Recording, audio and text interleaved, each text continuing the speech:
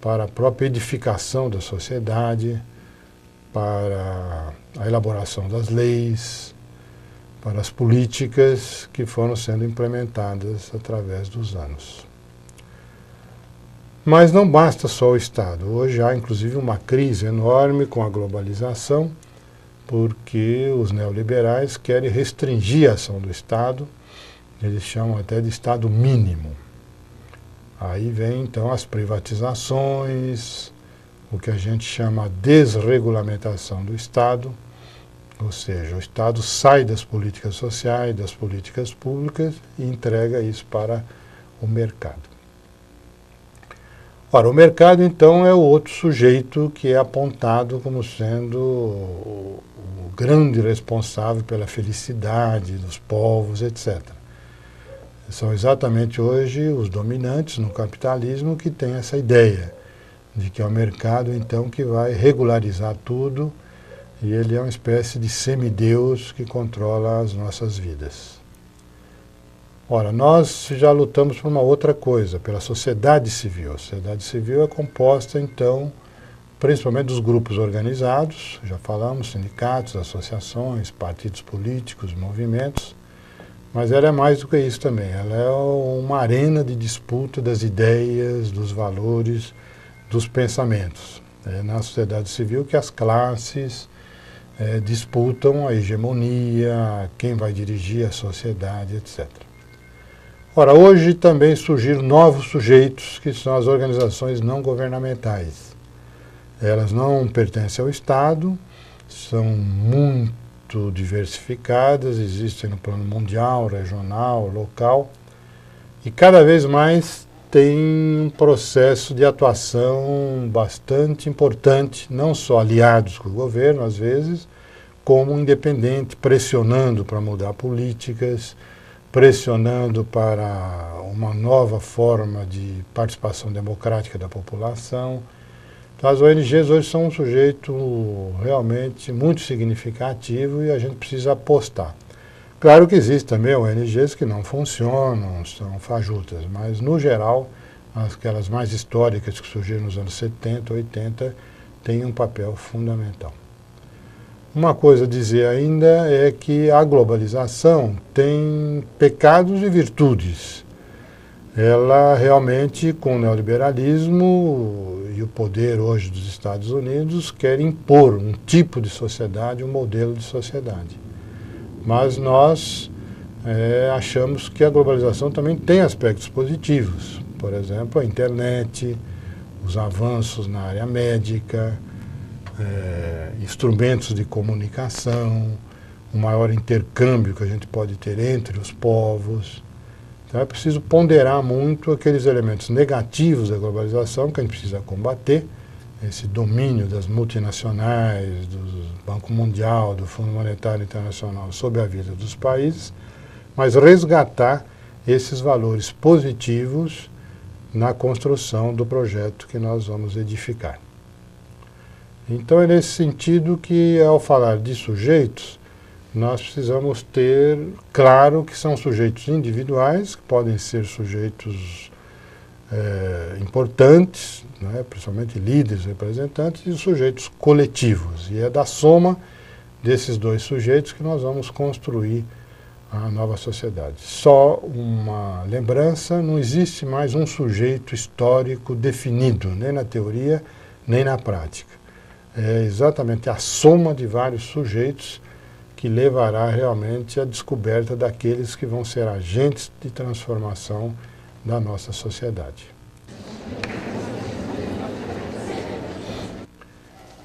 Bom, a segunda parte do nosso trabalho é exatamente, então, pensar quais são os meios para a gente atingir esses projetos que nós queremos. Os dois meios mais importantes, fundamentais, são conhecidos. Um, que se falava muito no passado, é a revolução. A revolução é o meio fundamental de você construir pela base, mudar as estruturas por dentro. Então, é uma mexida geral na sociedade.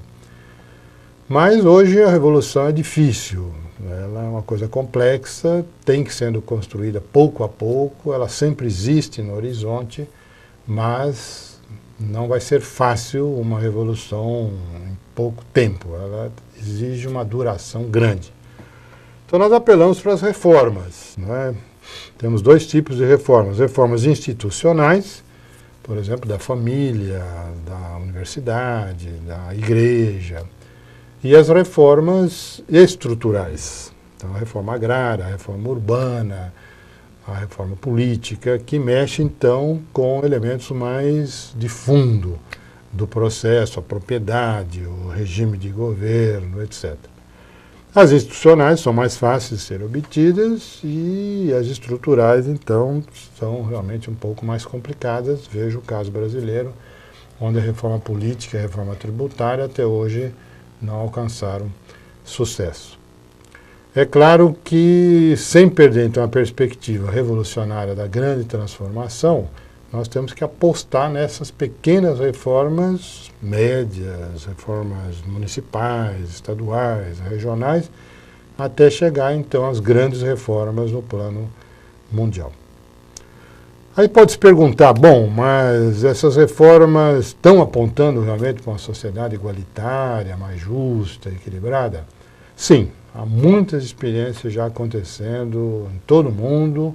O Fórum Social Mundial é exatamente a expressão disso. Ali você tem uma riqueza de experiências, de práticas inovadoras.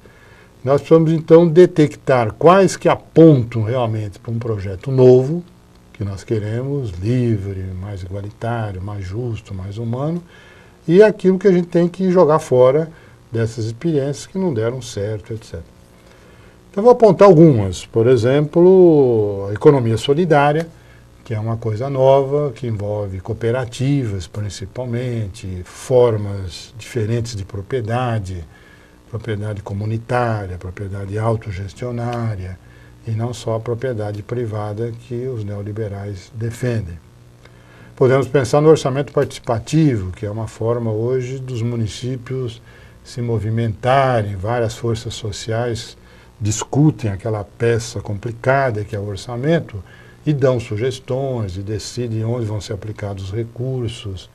Então é uma experiência pedagógica, educativa muito importante, muito rica. Outras experiências no Brasil, por exemplo, da renda mínima, da Bolsa Escola, normalmente articuladas, que movimentam as classes despossuídas e elas, em função disso, vão ganhando também mais consciência dos seus problemas, etc. Outras experiências, como a educação popular, desse curso do SESEP, e dezenas de outras, do MST, etc., que existem pelo Brasil, vão tentando conscientizar a população e politizar exatamente para delinear esse projeto que a gente quer. Ora, então, pode-se perguntar, mas o que vai orientar esses projetos? Bom, nós cristãos temos a nossa utopia, que é o plano de Deus, e vocês vão trabalhar isso muito durante o curso, etc. E estão sempre acompanhando pela Bíblia e por outras leituras que nós temos. Mas existem as utopias, vamos dizer, concretas, sociais, políticas, culturais. Vou dar alguns exemplos. Por exemplo, o socialismo utópico, que defendia exatamente a comunidade, defendia uma sociedade mais livre, mais igualitária, combatia aquele Estado pesado, lento, burocrático, e dizia mesmo que no futuro o Estado ia se acabar. Depois veio a utopia marxista, que dizia exatamente que nós passaríamos do reino da necessidade concreta para o reino da liberdade. Claro que isso depois de um processo de transformação demorado, lento, e haveria um sujeito histórico, que seria então o operariado, naquela época se chamava proletariado, que teria essa missão histórica dessa grande transformação, dessa mudança. Hoje nós sabemos que não há esse sujeito único, mesmo porque o próprio operariado tem problemas, tem contradições internas, etc. São vários sujeitos juntos que vão poder exatamente construir o projeto que nós estamos querendo. Existem outras ideias que nós não podemos também abandonar. Por exemplo, a ideia de democracia. Hoje todo mundo fala em democracia, mas é preciso entender bem o que nós queremos com isso. A democracia chamada político-institucional é essa que todo mundo conhece. Partidos políticos, eleições periódicas, eleição dos representantes, executivo, legislativo, judiciário. E nós sabemos que no Brasil e na América Latina, infelizmente, isso ainda está caminhando, é muito frágil. Mas já é um avanço. Ninguém vai querer uma ditadura, então todos lutam por uma democracia. Mas não basta. A democracia precisa avançar mais, né? Eu até digo que a democracia tem 3 pés. Esse pé político-institucional, que já existe, mas é preciso melhorar, aperfeiçoar. Um segundo pezinho, que é a democracia econômica, e essa pouco se avançou no mundo, que é exatamente, então, os trabalhadores poderem participar daquilo que eles produzem. Houve algumas experiências na social-democracia, onde os operários tiveram participação na autogestão da empresa, na cogestão da empresa, era o chamado estado do bem-estar social. Mas esses avanços hoje estão sendo cortados exatamente pelo neoliberalismo e pelas políticas do Banco Mundial e do Fundo Monetário Internacional. Então precisamos lutar muito por isso, que exatamente a riqueza seja distribuída, que se acabe com a pobreza. É impossível viver numa sociedade onde países inteiros, povos inteiros moram à míngua ou vivem com uma miséria no dia a dia. E o terceiro tripé é a democracia social. Ou seja, cada um de nós, ou grupos, ou associações, poderem decidir sobre o seu destino. Você pode participar de um sindicato, estar aqui inclusive numa comunidade de igreja, e você tem que participar das decisões. Não é simplesmente ser consultado sobre alguma deliberação, mas poder avançar exatamente na participação ativa, de decisão. Ora, esses 3 tripés, então, dão uma perspectiva do que seria uma democracia efetiva, real, verdadeira, e é por aí que nós vamos ter que lutar. Então, tentando resumir um pouco tudo isso para vocês, eu diria, olha, sujeitos. Temos sujeitos individuais, aí é uma opção de cada um de optar por um projeto de transformação na sua vida, na sua profissão. E os projetos coletivos, que envolvem, então, movimentos, associações, grupos, partidos políticos. Aí o Estado tem um papel ainda fundamental, ele tem que ser enxuto, perder gordurinha, burocracia, mas ser forte, ativo no desenvolvimento e nas políticas sociais. E temos que lutar pela sociedade civil organizada, que são todos esses grupos, ONGs, movimentos, entidades populares, que vão pressionar o Estado e, inclusive, criar novas formas de representação política, como os conselhos, por exemplo, conselhos populares, conselhos de representantes. Temos que decidir que etapas nós vamos lutar, quais os meios, que reformas nós achamos que são as mais importantes, selecionar as melhores, rejeitar as experiências que fracassaram, e com essas grandes utopias que a humanidade foi criando, iluminar, então, o nosso caminho. Esse era um pouco, então, a nossa exposição. Na segunda semana do curso de verão, começamos com uma bela oração da manhã preparada pelos grupos negros aqui de São Paulo. Mas somos chamados a celebrar o axé, que é a inclusão, que é vida, que é força vital, que é esperança. Quando bate o tambor, bate forte o meu peito. Quando bate o tambor, quando bate o tambor, quando bate o tambor, bate forte o meu peito. Rode. Rode. Ainda. Rode. Ainda. Rode. Significa amém. Na oração, Jeter Pereira Ramalho, da Igreja Congregacional, fez um apelo à esperança a todos os cursistas. E nós estamos aqui para construir a esperança. Acho que é isso que nos anima. É preciso que a gente tenha coragem de estar vendo esse dinamismo da solidariedade. O que acabamos de participar na celebração dessa manhã é uma prova disso. apesar de todas essas aparências do terror, do medo, do ódio, da construção do ódio, nós respondemos: mas nós queremos construir o amor. Professor Luiz Eduardo Vanderlei, do pós-graduação em Ciências Sociais na PUC São Paulo. Há alternativa possível diante do capitalismo vencedor? A alternativa sempre existiu na história e sempre existirá. Mas ela é um projeto difícil que tem que ser construído progressivamente. Claro que há momentos de ruptura maior ou menor, mas esse projeto ele vai nascendo de sementes que vão sendo forjadas paulatinamente. E quem vai fazer esse projeto? Vamos esperar um Messias? Vamos esperar uma igreja? Quem deve ser o construtor de uma nova sociedade?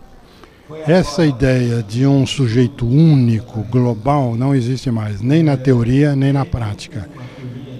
Essa construção vai depender de muitos setores sociais, de grupos, associações, movimentos, redes, e isso que torna mais difícil.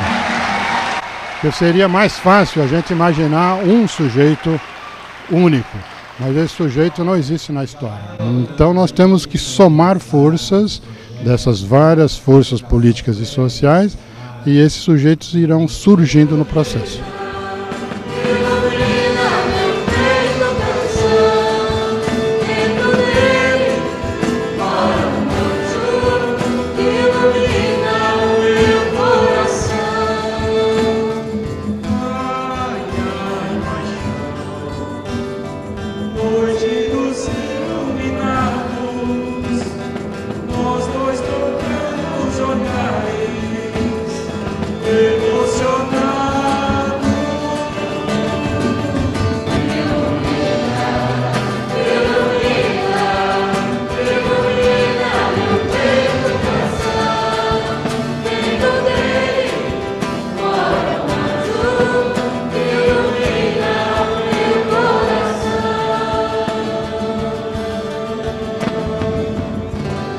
Penso que podemos partir do próprio título do curso deste ano: Construir a Esperança. Se o convite é para construir a esperança, isso já supõe que nós estamos numa situação em que a esperança está em perigo. Ou seja, tivemos grandes decepções com os projetos políticos que estavam em andamento. Fortaleceu-se o capitalismo, que hoje nós chamamos globalizado, e de repente ficamos numa perplexidade, sem saber muito bem qual é o rumo. E é aí que, no perigo do desânimo e do desapontamento, vem-nos o convite para construir a esperança. E no marco da semana, da campanha, aliás, da campanha da fraternidade deste ano, vem como contraponto para alimentar a nossa esperança o espelho das sociedades indígenas. Disso se refletiu bastante neste encontro, estou sabendo, e poderíamos até alargar o olhar para a história do Brasil e pensar nos quilombos, pensar em Canudos, no Contestado, no Caldeirão, no movimento alemão lá do sul, de modo que temos uma história na qual podemos contemplar tentativas de projetos de esperança. E é para isso que somos convidados, convidadas a refletir nestes dias. Ou seja, dos nossos sonhos, fruto dos nossos desejos, devemos elaborar na luta novos projetos de sociedade. Ora, quando somos crentes, novos projetos de sociedade nos sugerem, mais uma vez, a linguagem do reino de Deus. Daí se falar da utopia do reino.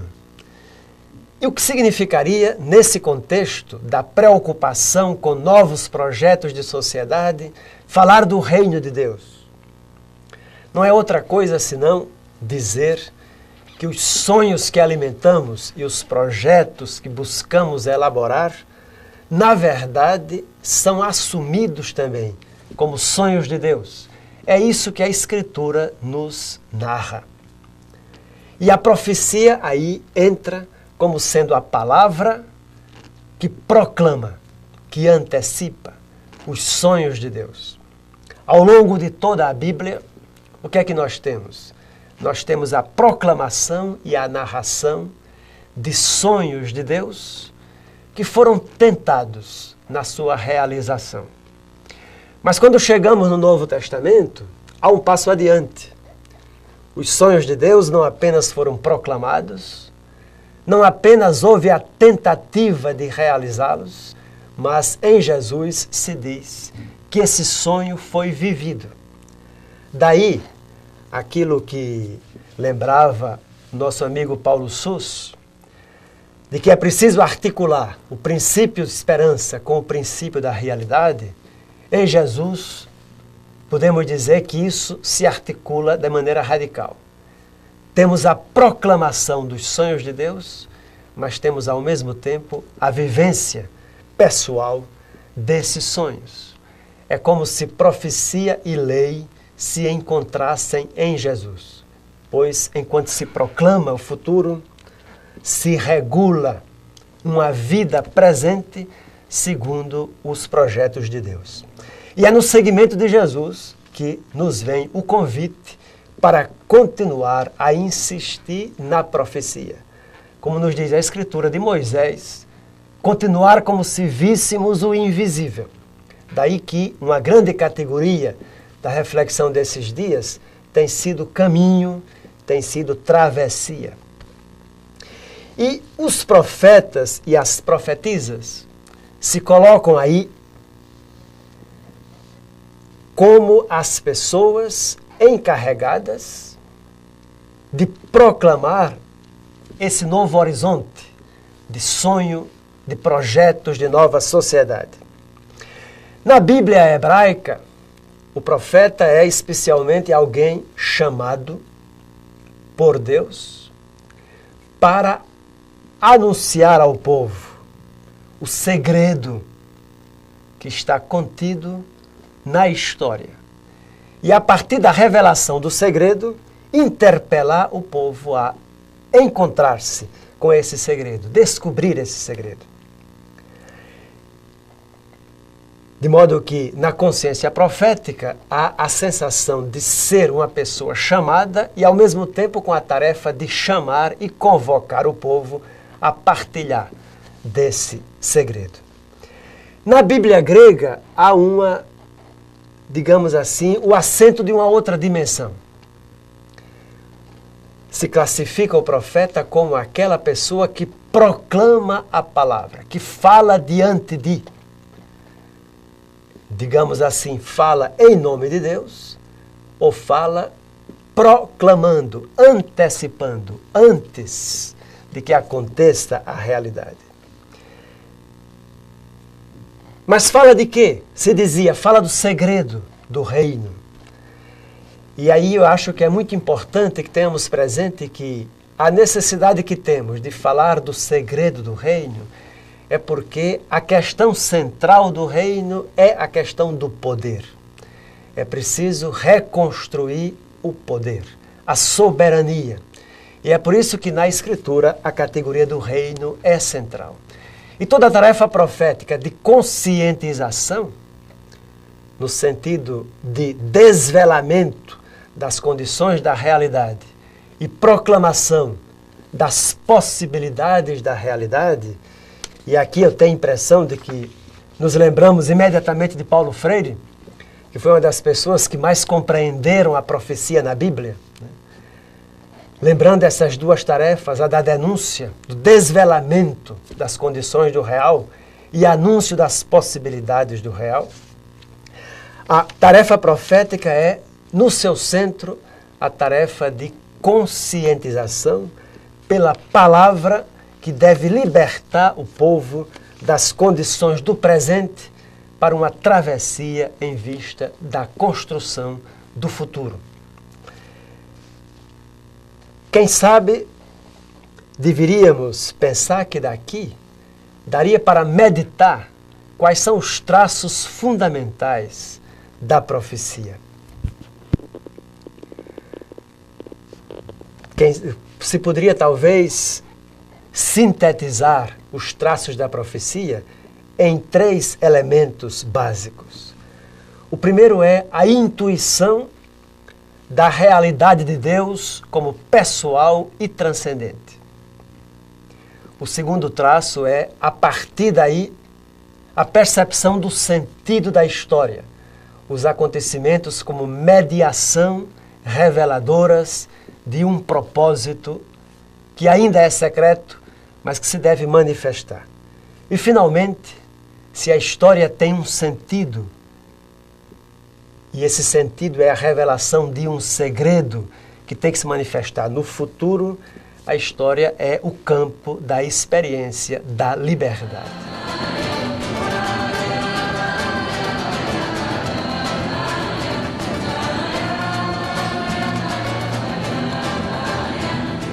Dizia eu que há 3 traços fundamentais que devemos ter presente quando pensamos na profecia bíblica. O primeiro é a percepção de Deus como uma realidade pessoal e transcendente. Consequentemente, uma distância daquilo que nós poderíamos chamar de Deus em relação ao determinismo da natureza. A natureza não é adorada como divina. Deus transcende o mundo e é uma realidade pessoal. Isso tem como consequência que é possível estabelecer um diálogo à base da palavra. Palavra que é escutada e que também nós podemos pronunciar. Aqui chamaria a atenção para o fato de que na Bíblia a palavra não é compreendida na chave do racionalismo como simples discurso, mas a palavra é, e acho que quem melhor traduziu isso foi Carlos Marx, a palavra é, antes de tudo, praxis, intervenção na realidade pelo pensamento e pela ação, pela teoria e pela prática. Essa articulação é aquilo que em hebraico na Bíblia se chama de dabar. Palavra é praxis. Então, esse diálogo à base da palavra, que é eminentemente intervenção na realidade, ele se possibilita a partir da percepção de Deus como realidade pessoal e transcendente. Ou seja, Deus como revelação de uma vontade, de um mandamento, de um propósito. E é possível dialogar com esse propósito. Se é verdade isso, é possível devotar-se completamente e entregar-se a essa realidade com a qual se dialoga. Daí, toda a profecia é eminentemente, de um lado, palavra, proclamação, intervenção, consequentemente é política, é eminentemente ação política, e do outro lado, toda a profecia é radicalmente mística, entrega e devotamento radical a essa perspectiva política de reconstrução do mundo. Disso decorre, ou seja, dessa concepção de Deus, decorre que a história é percebida como tendo um sentido. Os acontecimentos não estão aí apenas um depois do outro, mas há uma articulação, uma estrutura significante. Ou seja, os acontecimentos são mediação dentro desse diálogo do propósito de Deus. E é possível, então, perceber o sentido dos acontecimentos. E a profecia é a chave, é a tarefa de leitura desses acontecimentos. Decifrar o sentido. Procurar perceber de onde é que estamos vindo. Quais são as causas. Quais são as decisões anteriores que nos levaram a fazer a realidade ficar como está. O que estamos vivendo não é necessário. É fruto daquilo que fizemos, de acertos e erros. Daí a profecia denuncia o que foi que fizemos no passado que nos trouxe a isso que estamos vivendo agora. Em seguida, a profecia lembra a nossa responsabilidade por retomar os acontecimentos e perceber quais são as possibilidades que o presente pode desencadear para a construção do futuro. Daí porque a profecia será sempre a leitura nesses 3 tempos, passado, presente e futuro, a partir da convicção de que o que acontece não acontece por necessidade, não por leis naturais, mas por construção da vontade humana em diálogo com as condições naturais. Ou seja, há condicionamentos, mas há também decisões. E dessas decisões nós somos responsáveis. Daí porque a profecia fala tanto de pecado, pecado dos poderosos e pecado do povo. E busca conscientizar o povo no sentido de perceber qual é o rumo que estamos seguindo e em direção a qual desastre estamos caminhando. E se é possível, e em que medida é possível, e quais as ações que temos de empreender para modificar o rumo da nossa caminhada. E em terceiro lugar, se a história tem sentido, se é possível retomar o rumo, é porque a história caminha como experiência de liberdade. E esse é um ponto importantíssimo. Não existe profecia, não se pode falar de profecia sem falar da experiência da liberdade humana como sendo exatamente onde se joga a possibilidade de construir a esperança, onde se joga a possibilidade de refazer o mundo. A partir daí, eu creio que é muito importante refletir o seguinte: se nós quiséssemos sintetizar a questão da profecia, diríamos que há 2 categorias básicas que nos ajudariam. Profecia é ciência, é leitura da realidade, é interpretação. Isso tem muito a ver com aquilo que Carlos Marx chamava de ciência, embora que ele tomou um rumo bastante racionalista, que foi o normal do século XIX. Mas há alguma coisa aí que está na intuição bíblica, ou seja, ciência é desvelar as condições da realidade, é desmascarar aquilo que Marx chamava de ideologia, o véu que quer enganar o povo. Então, a primeira categoria importante é essa. Profecia é ciência, é leitura do real. Em segundo lugar, profecia é força. Daí a Bíblia vai falar de espírito, aquilo que pode nos transformar em novas pessoas. Então, de um lado, a palavra, a leitura do real, do outro lado, a profecia. Ou melhor, o espírito, a força transformadora do real. Em função de restaurar a vida. E aqui, para terminar, chamaria atenção para o fato de que, para restaurar a vida, para fazer a travessia do presente para o futuro, a Bíblia usa sempre a categoria do êxodo. Né? Volto a dizer, apelar para a liberdade é fundamental. É preciso decidir, como vemos no capítulo 14 do Êxodo, é preciso que o povo decida dar um passo adiante. E o profeta é quem chama a que esse passo seja dado. Em segundo lugar, a história se afirma como o espaço, a arena de um combate. Combate entre o propósito de Deus e as forças que combatem contra Deus.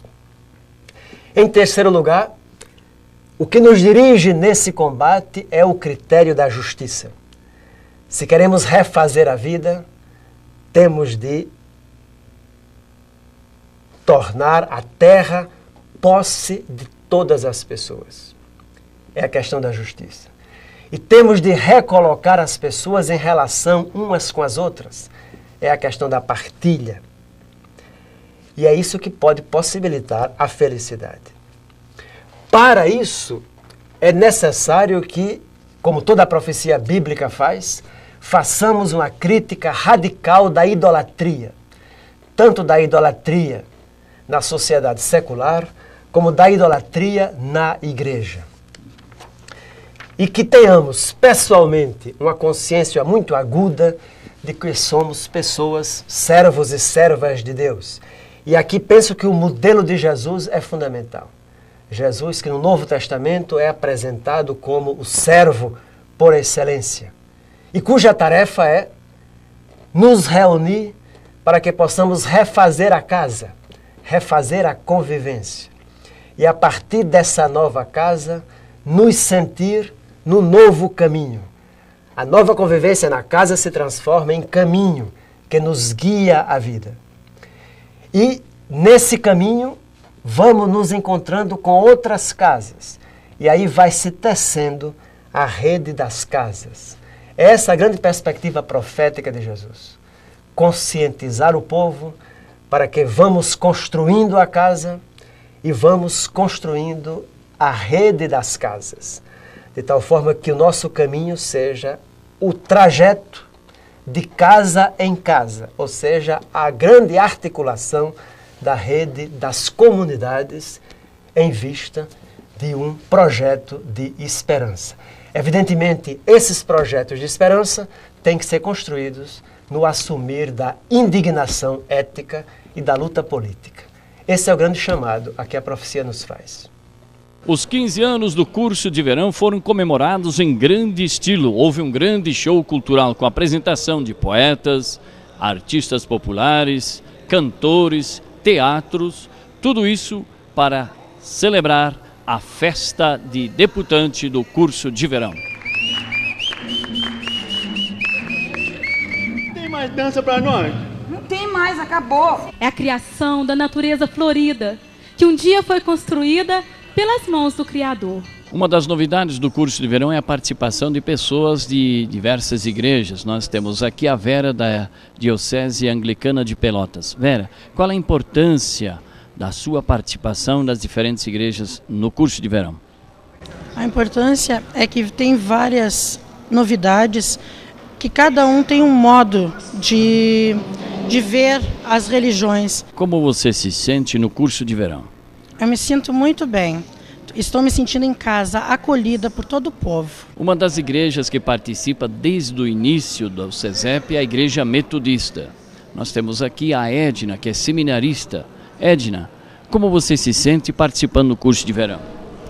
Bem, já é o 4º ano que eu participo e gosto muito dessa riqueza toda, né? O curso de verão para mim é isso, é festa, é celebração, é espiritualidade acima de tudo, oração, né? E reflexão, é refletir a partir do diferente. E isso tudo me entusiasma. Caminhar é preciso, caminharemos unidos, e a nossa voz no deserto para brotar novas fontes.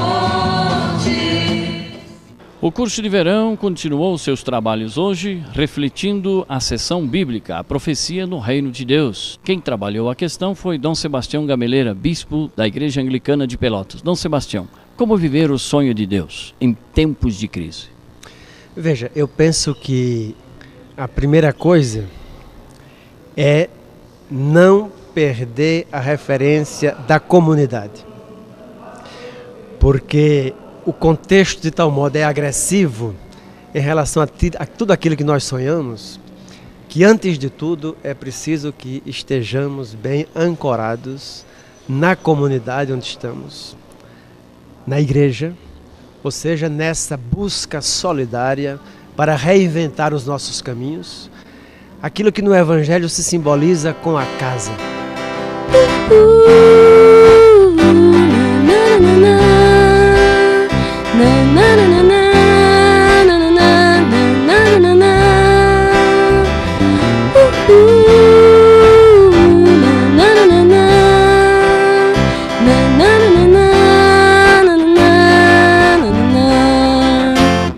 Apagaram tudo, pintaram tudo de cinza. A palavra no muro ficou coberta de tinta. Apagaram tudo, pintaram tudo de cinza. Só ficou no muro tristeza e tinta fresca.